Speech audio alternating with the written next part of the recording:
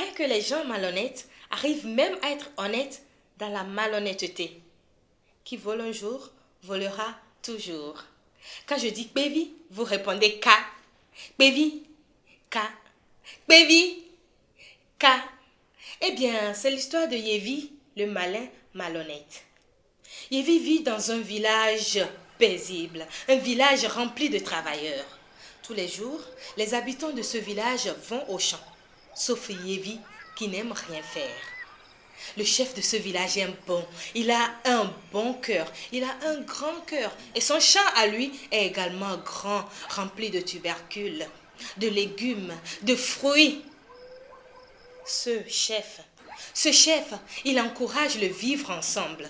Il forme ses habitants à la permaculture et leur montre les bonnes combinaisons de plantes pour une agriculture saine. Alors chaque jour, les habitants de ce village vont au champ. Et le soir, ils rentrent à la maison. Dans la nuit, discrètement, Yévi se rend dans le champ du chef.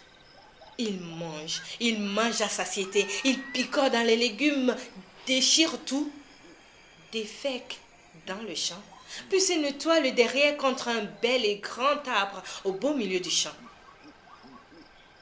Chaque jour, Yévi prend le vilain plaisir de se rendre dans le champ du chef, manger, déféquer dans ce même champ et se nettoyer le derrière contre le bel et grand arbre au beau milieu du champ, ce qui ne plaît pas au chef.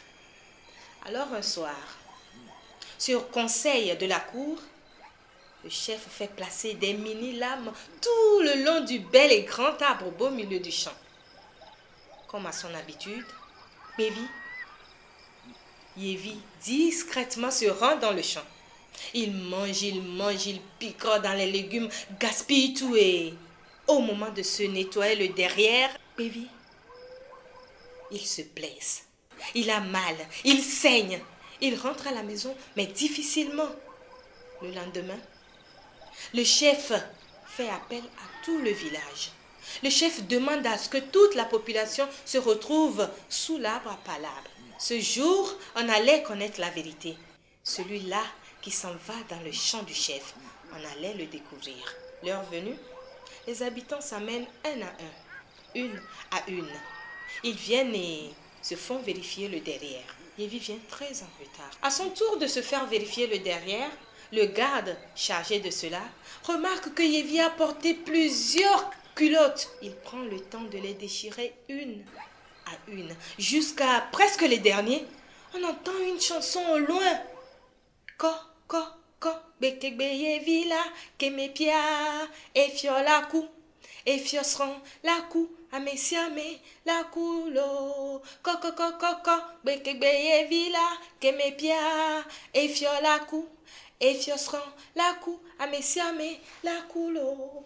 C'était la voix de Pipo, le petit oiseau jaune que Yévi a monté. Et la chanson veut dire, si jamais Yévi montre son derrière, le chef meurt. La femme du chef meurt, tout le village meurt. Pris de panique, la population supplie Yévi de ne pas montrer son derrière. Yévi, lui, il refuse, il veut montrer son derrière. La population le supplie en chantant Yévi mega kemepio. Et Yévi, lui, il refuse en répliquant Ago ma kemepi, sans chanter Yévi mega kemepio, Ago ma kemepi, Yévi mega kemepio, Ago ma kemepi.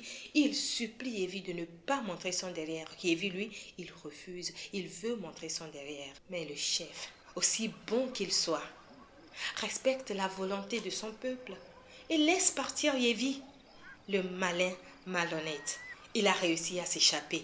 Yévi mega kemepio, Ago ma kemepi, Yévi mega kemepio, Ago ma kemepi. Baby!